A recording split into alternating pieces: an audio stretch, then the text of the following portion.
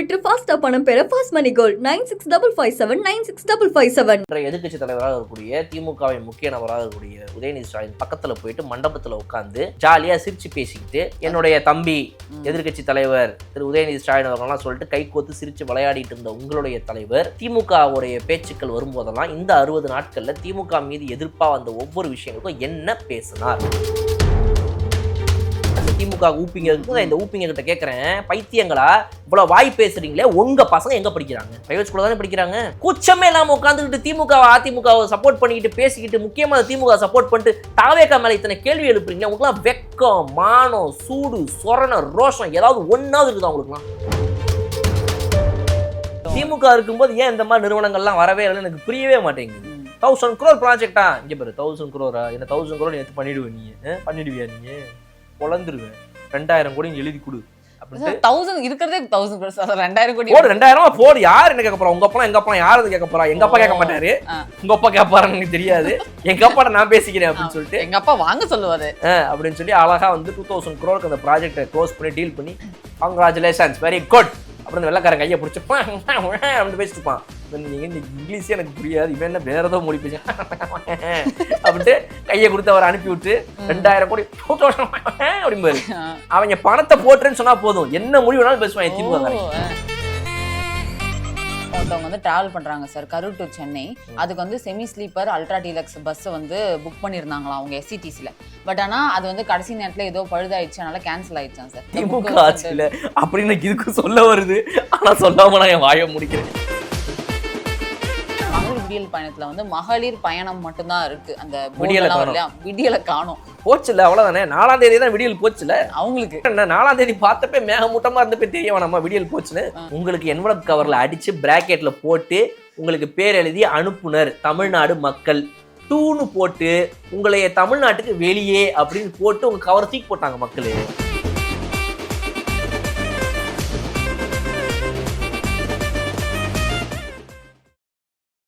அறநிலைத்துறைக்கு உள்ள வர கோயில்களில் வந்து பிரசாதம் வந்து கொடுக்கறது வந்து அந்தந்த கோயில்களே பண்ணணும் அப்படிங்கிற மாதிரி ஒரு திட்டத்தை வந்து கொண்டு வர போகிறதா சொல்லியிருந்தாங்க. இதுக்கு முன்னாடி வந்து டெண்டர்ஸ் விடுவாங்களாம் சார். அந்த டெண்டர்ஸ்லேருந்து தான் வந்து அந்த கடையில் இருக்கவங்க பிரசாதம் கொடுக்கறதாகவும் அவர் ஆய்வு பண்ண போகும்போது அந்த எக்ஸ்பைரி டேட்லாம் இல்லை அப்படிங்கிற மாதிரி ஒரு விஷயத்த சொல்லியிருந்தாங்களா சார். அதனால தான் இந்த மாதிரி ஒரு திட்டத்தை அவர் கொண்டு வர போகிறாரு அப்படின்ற மாதிரி சொல்கிறாங்க. இதுக்கு வந்து மதுரை உயர்வு அமர்வு நீதிமன்றம் வந்து பாராட்டு தெரிவித்திருக்காங்க. இந்த மாதிரி ஒரு திட்டத்தை வந்து முன்னெடுப்பு பண்ணதுக்கு வந்து வாழ்த்துக்கள் அப்படிங்கிற மாதிரி மினிஸ்டர் ரமேஷ்க்கு வந்து வாழ்த்துக்கள் சொல்லியிருக்காங்க சார். இல்லை, இதுக்கு முன்னாடி எப்பப்பெல்லாம் வந்து ஊழல் குற்றச்சாட்டுகள் பண்ணி திமுக மேலே கேஸ் போச்சோ அன்னைக்கு வந்து உயர் நீதிமன்றம் உச்ச நீதிமன்றத்திலாம் வாழ்த்துக்கள் சொல்லியிருக்காங்க திமுக. வாழ்த்துக்கள். ஒரு அமைச்சர் மீது இப்படிப்பட்ட ஒரு குற்றச்சாட்டு வந்திருக்குது, ரொம்ப சூப்பர், வரவேற்கிறோம் நாங்கள் இதை. இல்லை இவங்க பேசுகிறாங்க.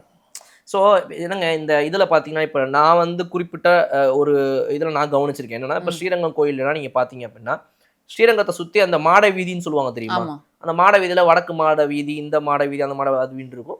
இவங்க எல்லாம் ஒவ்வொரு ஃபேமிலிஸ் இருப்பாங்க. இவங்கெல்லாம் பூர்வீகமாக பல ஜென்ரேஷன்ஸாக பார்த்தீங்க அப்படின்னா வந்து இந்த ஸ்ரீரங்கம் கோவிலையே வந்துட்டு அங்கே இருக்கிற அந்த சாமியை வந்துட்டு அதுன்னு சொல்லுவாங்க, அங்கே பூஜாரியாக இருக்கிறவங்களாகவே வந்த ஃபேமிலிஸ்னு வந்தவங்க இவங்க தான் சுற்றியே இருப்பாங்க, அந்த மாடத்தில் இருப்பாங்க. அப்ப அதுல இருக்கிற ஒவ்வொரு ஒரு 12 ஃபேமிலிஸோ ஃபேமிலிஸ் இருக்குன்னு வச்சுக்கோங்களேன். அந்த ஒவ்வொரு ஃபேமிலிஸும் சர்க்குலேஷன் மோட்ல வரும். இதுக்கு முன்னாடிலாம் எப்படி பாத்தீங்கன்னா இப்ப இந்த குடும்பம் இவங்க தான் வந்துட்டு அடுத்த இத்தனை நாட்களுக்கு, இத்தனை மாசத்துக்கோ, இத்தனை வருஷத்துக்கோ, ஒரு வருஷத்துக்கு 2 வருஷத்துக்கு வச்சுக்கோங்க, சம்டைம் தெரியல கரெக்டா, அந்த மாதிரி ஒரு பீரியடுக்கு வந்துட்டு இந்த குடும்பம் தான் வந்துட்டு இந்த இதை பண்றது. அதாவது வந்துட்டு புளியோதரை, சக்கரை பொங்கல் இதெல்லாம் செய்யறதுக்கான அந்த ஒரு உரிமம் வந்து அவங்களுக்கு கொடுக்கப்படும். அவங்க தான் அதை செய்வாங்க.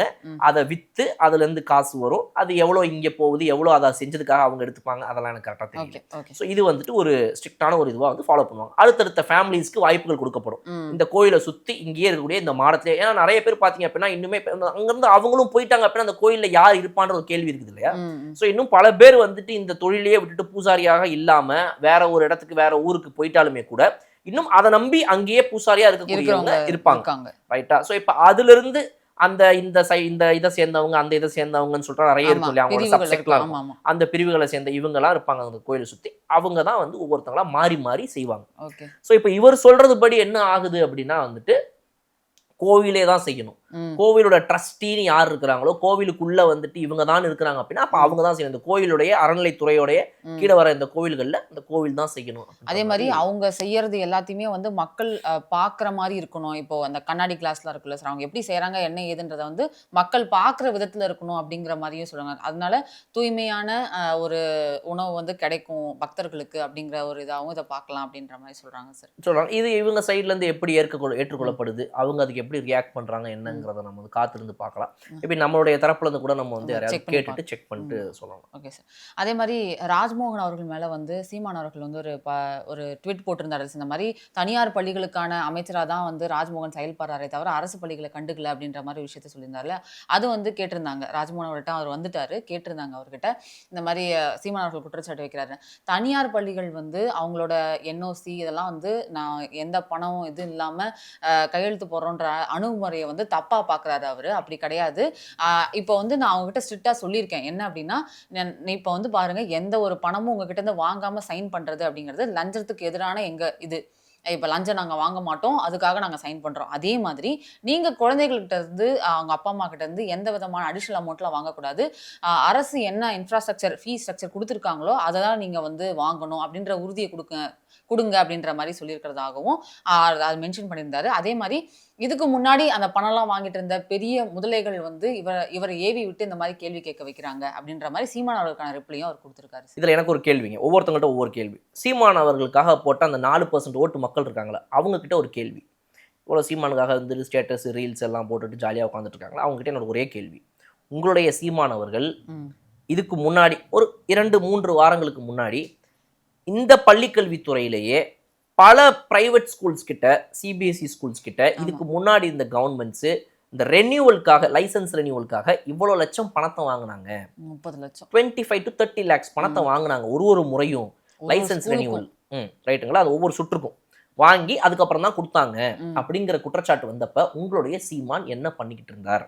உதயநிதி ஸ்டாலின் அவர்களோட வந்துட்டு இன்றைய எதிர்க்கட்சி தலைவராக இருக்கக்கூடிய திமுகவின் முக்கிய நபராக இருக்கக்கூடிய உதயநிதி ஸ்டாலின் பக்கத்துல போயிட்டு மண்டபத்துல உட்காந்து ஜாலியா சிரிச்சு பேசிக்கிட்டு, என்னுடைய தம்பி எதிர்க்கட்சி தலைவர் திரு உதயநிதி ஸ்டாலின் அவர்கள்லாம் சொல்லிட்டு கை கோத்து சிரிச்சு விளையாடிட்டு இருந்த உங்களுடைய தலைவர் திமுகவுடைய பேச்சுக்கள் வரும்போதெல்லாம் இந்த 60 நாட்கள்ல திமுக மீது எதிர்ப்பா வந்த ஒவ்வொரு விஷயங்களுக்கும் என்ன பேசினார்? தாவேக அரசு பண்ணிடுச்சுங்கிறதுக்காக அது திமுக இத்தனை நாள் பண்ணிக்கிட்டு இருந்த, அதிமுக இதுக்கு முன்னாடி இத்தனை நாளா பண்ணிக்கிட்டு இருந்த ஒரு அராஜக அரசியல் அப்படிங்கிறத வந்து எதிர்க்கணுன்ற மனநிலை வரலையா அவருக்கு? ஏன்னா இதெல்லாம் மாத்துறது தாவேக்கா, இதை நான் மாத்திருந்தா சூப்பரா இருந்திருக்கும், தாவேக்கா மாத்தினால இதெல்லாம் நான் சப்போர்ட் பண்ண மாட்டேன்றதா? இதுதான் இவருடைய அரசியலா? இதை நான் இன்னும் மோசமா கூட கேட்கலாம், பட் நான் ரொம்ப நாகரிகமா கேட்கறேன். இதுதான் இவருடைய அரசியலா? இது என்னுடைய முதல் கேள்வி. ரெண்டாவது, இப்போ இதே அன்பில் மகேஷ் அவர்கள் இப்ப இவ்வளவு பேசுறாருல, இல்ல வந்துட்டு அன்பில் மகேஷ்காக வந்துட்டு இவர் பேசுறாருல, இந்த இவங்கெல்லாம் இந்த பள்ளிக்கல்வித்துறையை வந்துட்டு தான் ரொம்ப சூப்பரா சிறப்பா அவர் செஞ்சதாகவும் பேசுற அவர் ஏன் இந்த 25 கோடி 30 கோடி பணம் வாங்கப்பட்டுச்சுன்னு சொன்னதுக்கு இது வரைக்கும் பதிலே பேசல? தைரியமா சொல்லுங்க சார், நான் வாங்கவே இல்லைங்க, என்னங்க என் மீது குற்றம் சுமத்துறீங்க? திமுக காரன் ஒருத்தனாவது தைரியம் உள்ள ஒரு அரசியலை சரியா பேசக்கூடியவனா இருந்தா இதுக்கு பதில் சொல்லட்டும்.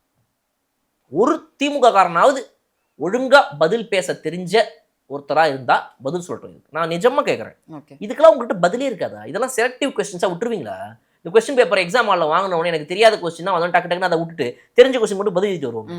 நீங்க தெரிஞ்ச கொஸ்டின் தப்பால பதில் எழுதுறீங்க, அதானே ஜோக்கிங்க. நீங்க தெரியாதுன்னு நினைச்சு விட்டுறீங்க சில கொஸ்டின், அதை எப்படி நீங்க விட்டு போவீங்க? 25-30 கோடிகள் வாங்கினதாக பிரைவேட் ஸ்கூல்ஸ் குற்றச்சாட்டு வைக்குது. டேரக்டா நியூஸ்ல வந்து பேசுதுங்க, பிரஸ்ஸை சந்திச்சு பேசுதுங்க.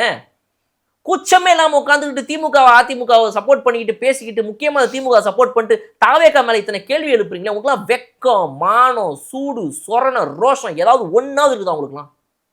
அப்ப நான் இவங்கள்ட்ட எல்லாம் கேட்குற ஒரே கேள்வி, இந்த திமுகவுக்கு சப்போர்ட் பண்றவங்களோ இல்ல இந்த நான் தமிழர் கட்சிக்கு சப்போர்ட் பண்ணிட்டு இந்த எஜுகேஷன் மினிஸ்டர்ல பிரைவேட் ஸ்கூல்ஸ்க்கான அமைச்சரா இவரு, ஏன் இவருக்கு அரசு பள்ளிகள்லாம் கண்ணுக்கு தெரியாதானா? இதே பிரைவேட் ஸ்கூல்ஸ் தானே காசு வாங்காம இவர் இந்த இது கொடுத்தாரு. அவரோட முதல் கையெழுத்தே ஒரு அரசு மகளிர் கல்லூரியில டாய்லெட் ஃபெசிலிட்டிஸை அதிகப்படுத்தணும் அப்படிங்கிறது தான் அவரோட முதல் கையெழுத்தாவே இருந்து. இந்த கேள்வி கேட்கிற பைத்தியங்கிட்ட நான் கேட்கிறேன், ஏன் பைத்தியங்களா இந்த திமுக ஊப்பிங்க, இந்த ஊப்பிங்க கிட்ட கேட்கிறேன், பைத்தியங்களா இவ்வளவு வாய் பேசுறீங்களே, உங்க பசங்க எங்க படிக்கிறாங்க? பிரைவேட் ஸ்கூல்ல தானே படிக்கிறாங்க. அவரோட இது பிரைவேட் ஸ்கூலுக்கான அரசா அப்படின்னு கேட்கிறாரு உங்க சீமான். அவருடைய பையன் எங்க படிக்கிறாரு? அரசு மேல்நிலை பள்ளி படிக்கிறாரா? அப்ப என்ன உங்களுக்கு அவ்வளவு அக்கறையா அரசு மேல்நிலை பள்ளிகள் மேல, அரசு பள்ளிகள் மேல அவ்வளவு அக்கறையா? உங்களுக்கு அவ்வளவு அக்கறை இருந்தா படிக்க வைங்க உங்க பசங்களை. அப்ப இன்னைக்கு அரசு பள்ளி ஒழுங்கா இல்லைங்கிறது உங்களுக்கும் தெரியும். அங்க படிக்கிற பசங்களுடைய எஜுகேஷன் சிஸ்டம் சரியில்லை, அது வந்து இன்னுமே தரம் இல்லாத ஒரு எஜுகேஷனா இருக்குது, அதை இன்னும் அந்த தரத்தை உயர்த்தணும்ன்றது உங்களுக்கு தெரியும். அப்ப பிரைவேட் ஸ்கூல்ஸ்ல இருக்கிற எஜுகேஷன் லெவலுக்கு கவர்மெண்ட் ஸ்கூல்ல இல்லைங்கிறது தெரியும். ஆனா வந்துட்டு இவர் வந்து பிரைவேட் ஸ்கூலுக்கு என்ன பண்ணாரு? இப்போ இவர் பிரைவேட் ஸ்கூலுங்க யாரும் காசு வாங்காதீங்கன்னு சொன்னது, அந்த லஞ்சத்தை தடுத்தது வந்து பிரச்சனை ஆயிடுச்சு. பிரைவேட் ஸ்கூல்ஸ் உங்களை மாதிரி காசு வாங்கிட்டு இருந்திருக்கணும். இப்போ வாங்கக்கூடாதுன்னு நிறுத்தினது, அவங்களுக்கு என்ன ஃபேவர் பண்றீங்க நீங்க? அவங்க என்ன பண்ணணும்? அவங்களுக்கு ஃபேவர்லாம் பண்ணக்கூடாது, அவங்கள்ட்ட இருக்கிற காசெல்லாம் அடிச்சு பிடுங்கணும். ஓ சூப்பராக இருக்குதுல்ல அரசியல். அப்போ இதுதான் பண்ணணும் எதிர்பார்க்குறாங்க. அரசு பள்ளி மாணவர்களுடைய வாழ்க்கை உயர்றதுக்கும் அந்த அரசு பள்ளிகளுடைய தரம் உயர்றதுக்கு நீங்கள் என்ன சார் பண்ணீங்க? அது சொல்லுங்கள் சார். டேட்டா கொடுங்க, டேட்டாவோட பேசுங்க, வாங்க டேட்டா எடுத்துட்டு. இதுக்கு முன்னாடி சீமான் அவர்கள் எந்த பொது மேடையிலையும் இதை பற்றிலாம் பேச மாட்டார். அவர் பேச மாட்டார். அவர் திமுகவை பற்றி கேட்டால் காதை முடிப்பார். இப்போ அவர் வேற மோடுக்கு போயிட்டார். இப்போ அவருடைய எதிரி தாவேக்கா தான். இதெல்லாம் ஒரு அரசியல் இவங்க பண்ணுறது. இதுக்கு சப்போர்ட் பண்ணிட்டு வர இந்த நாம் தமிழர், இந்த திமுக இதெல்லாம் ஒன்றா சேர்த்து ஒரே மூட்டையில் கட்டி 2031 தமிழ்நாட்டுக்கு வெளியே தூக்கி அடிக்கிறாங்களா இல்லைன்னு பாருங்க மக்கள். கண்டிப்பா திமுகல வந்து ஏவா வேலு அவர்களுக்கு வந்து இன்னைக்கு லுக் அவுட் நோட்டீஸ் வந்து கொடுக்கறதா ஜூன் 25, 26 அவர் கொடுத்திருக்காங்க.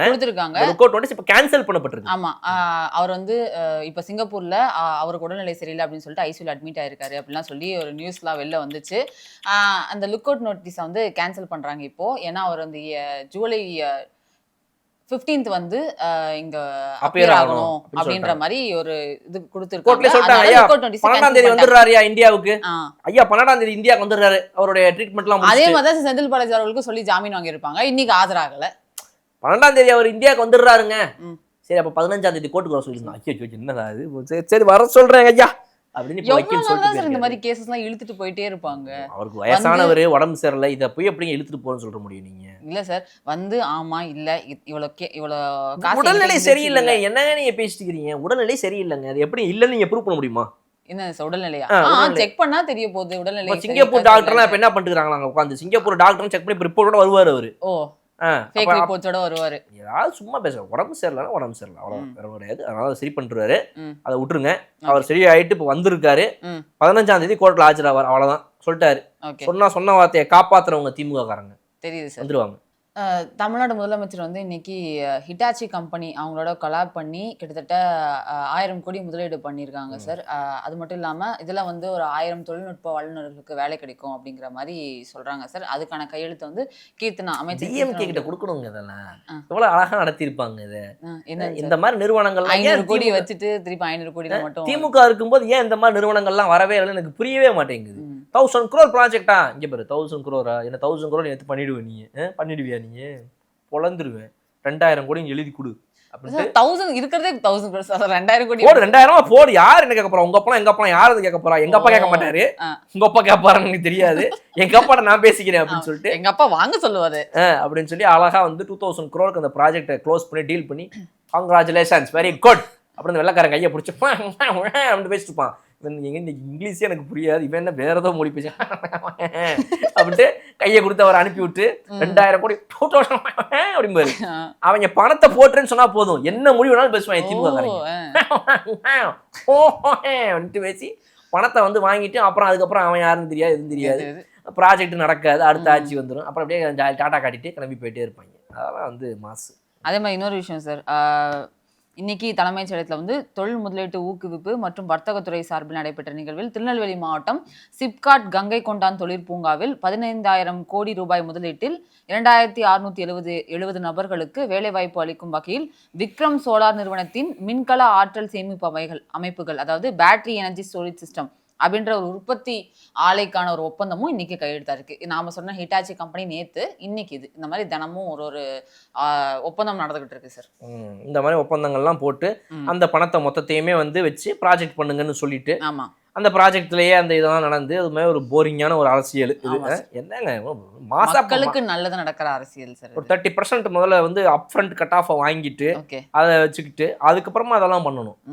இப்படி கலாய்க்கிறோம்ல, இதுக்கு கொஞ்சமாவது வெக்கம் இருக்கிற ஒரு திமுக ஊப்பியா இருந்தா, சூடு சொரண இருக்கிற ஒரு ஊப்பியா இருந்தா, இந்த வீடியோவை வலைதளங்கள்ல எங்கேயாவது பார்த்தாலும் கூட கொதித்திழணுமா இல்லையா? கண்டிப்பா கோபம் வந்து கொப்பளிக்கணுமா இல்லையா? எப்படி நீங்க எங்களை சொல்லலாம், அப்படி அந்த மாதிரி கேட்கலாம் இல்லையா? அப்படியே பேர் வாங்கி அடுத்த செய்தியை பார்ப்பா, எதுக்கு நம்ம அடுத்த வீடியோ போவோம். ஸ்கிப் பண்ணிடுவாங்க. Okay okay. ட்விட்டரில் வந்து ஒரு நியூஸ் படித்தோம் சார். என்ன அப்படின்னா, ஒருத்தவங்க வந்து ட்ராவல் பண்ணுறாங்க சார் கரூர் டு சென்னை. அதுக்கு வந்து செமி ஸ்லீப்பர் அல்ட்ரா டீலக்ஸ் பஸ்ஸை வந்து புக் பண்ணியிருந்தாங்களாம் அவங்க எஸ்சிடிசியில். பட் ஆனால் அது வந்து கடைசி நேரத்தில் ஏதோ பழுதாயிடுச்சு, அதனால கேன்சல் ஆயிடுச்சான் சார்.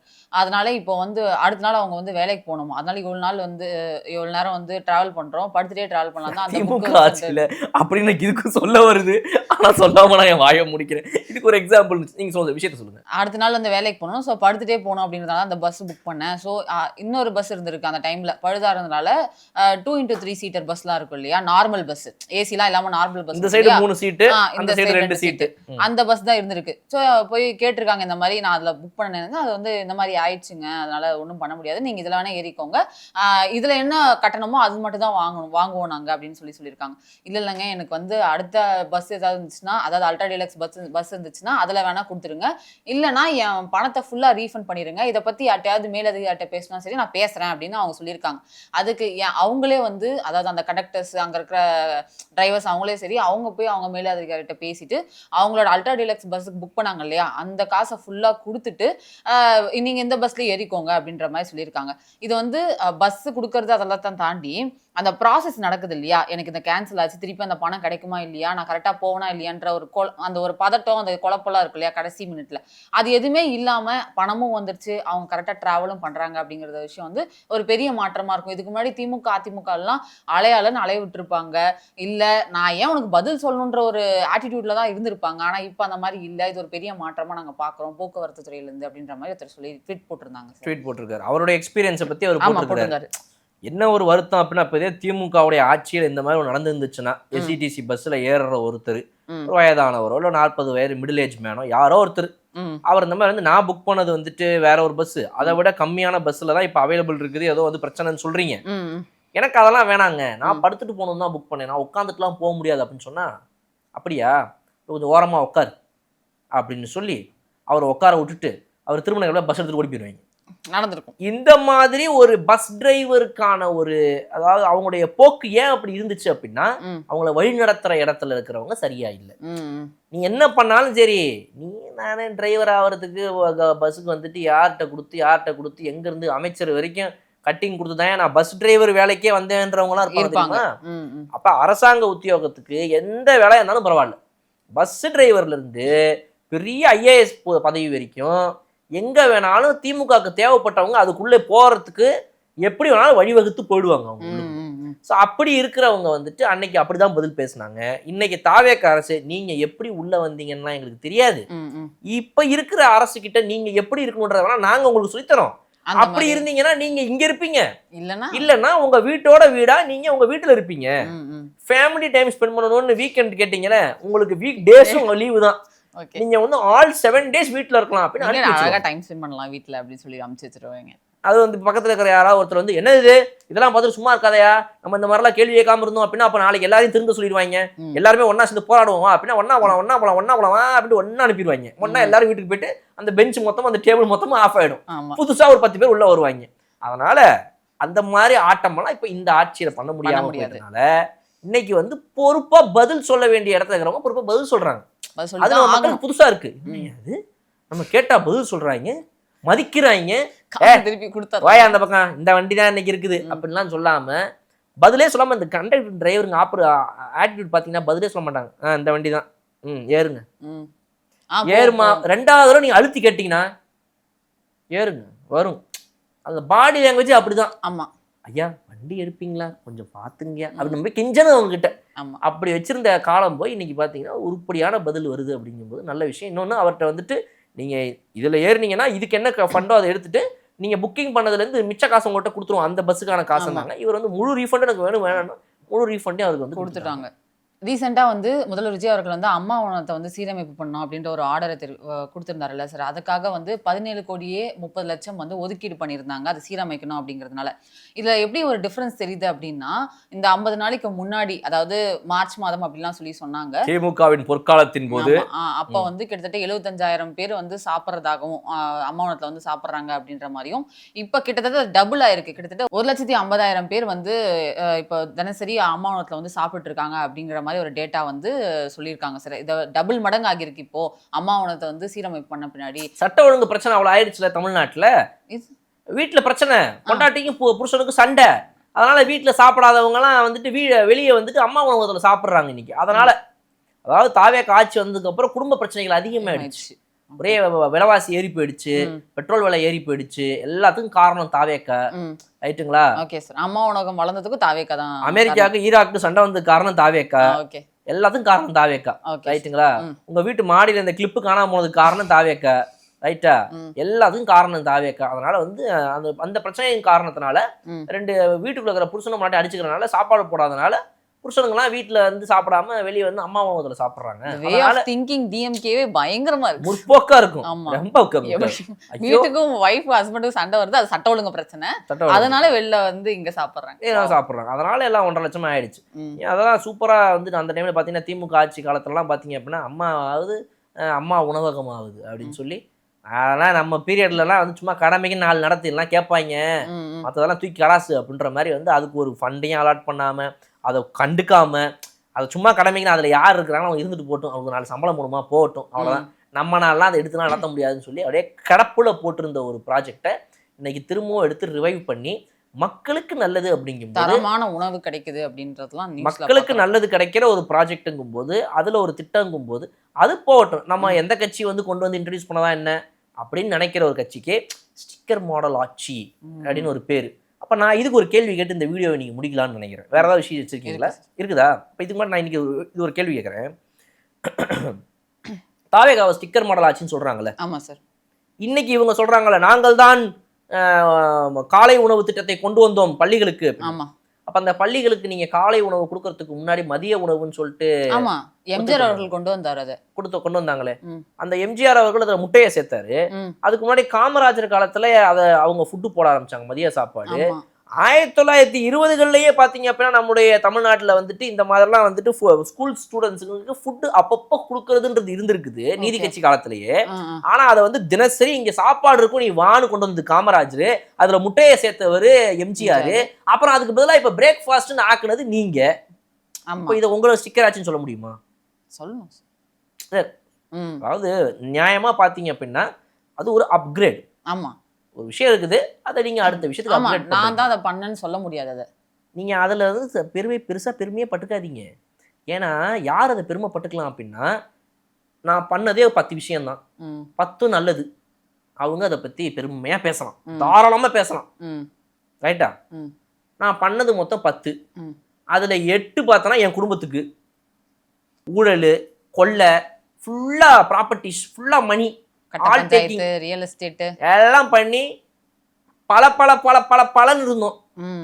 மிச்சம் 2 மட்டும் மக்களுக்கு பண்ணும் அப்படின்னா அந்த 2 பத்தி நீங்க பேசவே கூடாது. சொல்றாங்கல்ல திமுக செய்யாததா, அதேதான் நானும் சொல்றேன், திமுக செய்யாததா. அதனால அந்த 8 இருக்கும்போது இந்த 2 நாங்க கண்டுக்கவே கூடாதுன்னு இருக்கிறோம் மக்கள். இது எப்ப திமுக காரனுக்கு புரிய வைக்கிறதுன்னு தெரியல. அந்த 2 பண்ணாலுமே அதை நாங்க பெருசா இப்படி பண்ணிட்டோம் அப்படி பண்ணிட்டோம், அதுக்கு ஒரு அட்வர்டைஸ்மெண்ட் போட்டு லிப்ஸ்டிக் போட்டிருக்கிறியா, யார் கொடுத்த காசு, எங்க ஐயா கொடுத்த 1000 ரூபாய், உங்க ஐயா கொடுத்து கிழிச்சாரு. மக்களோட வரி பணத்துல இருந்து எடுத்து 1000 ரூபாய் கொடுத்துட்டு ஐயா கொடுத்தாரு, உங்க ஐயா கொடுத்தாருன்னா அந்த 1000 ரூபாய் கொடுத்தாலும் அதை விலைவாசி ஏத்திடுறாங்க, அதுல போயிடுது இல்ல சார் காசு. 1000 ரூபாய் இங்க ஏத்திட்டு 1000 ரூபாய் நீங்க சொத்து வரி ஏத்திட்டீங்களே, வருஷத்துக்கு 5 வருஷ பீரியட்ல நீங்க 2 தடவை ஏத்துனீங்க சொத்து வரி. இது யார் கணக்குல போகும்? அதே மாதிரி தேர்தல் பிரச்சாரத்துக்கு போது அந்த ஸ்டிக்கர்லாம் ஒட்டினாங்களே வீட்டுக்கு முன்னாடி, அப்போ ஒரு பிரச்சனை, அப்போ ஒரு வீடியோ சமாளில ஆச்சு சார். 1000 ரூபாய் வருது இல்லம்மா அப்படின்னு சொல்லி கேட்டு அந்த ஸ்டிக்கரை ஒட்டிடுவாங்க. அந்த 1000 ரூபாயில என்ன வாங்குறீங்க? ரேஷன் வாங்குறீங்க.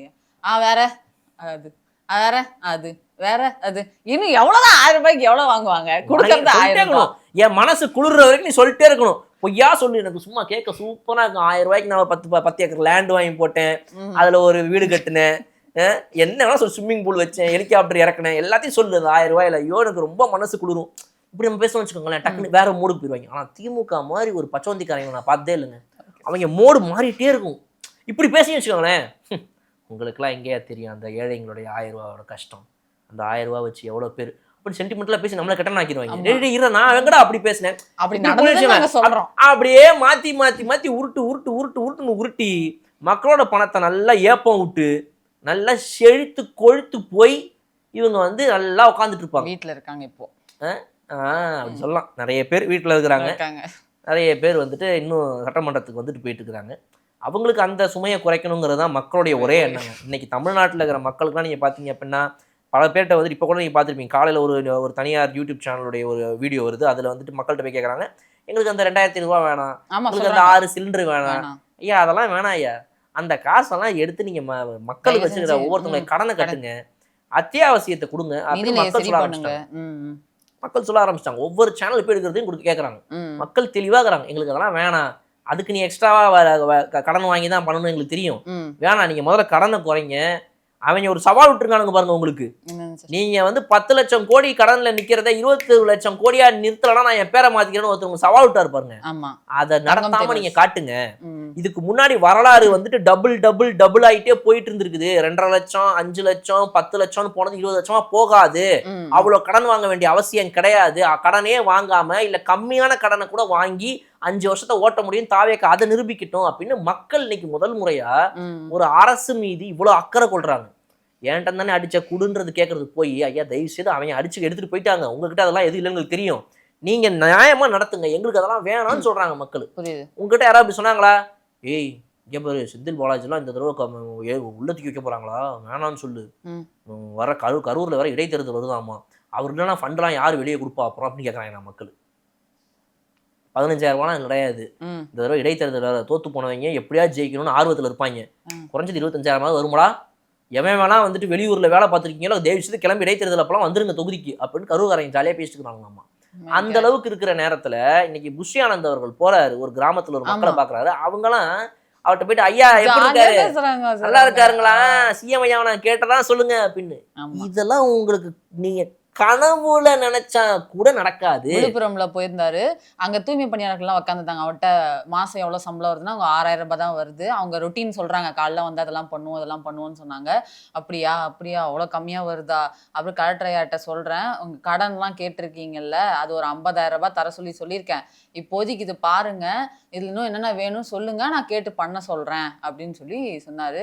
உங்க பையன் உங்க அண்ணன் தான் வந்திருக்காரு, எல்லாம் பார்த்து பண்ணிக்கலாம் அப்படின்ற மாதிரி சொன்னாரு. அந்த பெண்கள் கேக்குறாங்க, சிஎம் நல்லா இருக்கிறாரா, அவர் கேட்டதா சொல்லுங்க, எங்க அண்ணன் நல்லா இருக்காரா அப்படின்னு கேட்டாங்க. சிரிக்கிறாங்க. உங்களுக்கு எல்லாம் நினைச்சா கூட இதெல்லாம் நடக்குமா? நீங்க நாடக கம்பெனில இருந்து ஒரு 4 பேரை கூட்டிட்டு வந்து நிறுத்தி வச்சு அங்க இருந்து அவங்கள விட்டு கேட்க விடணும்.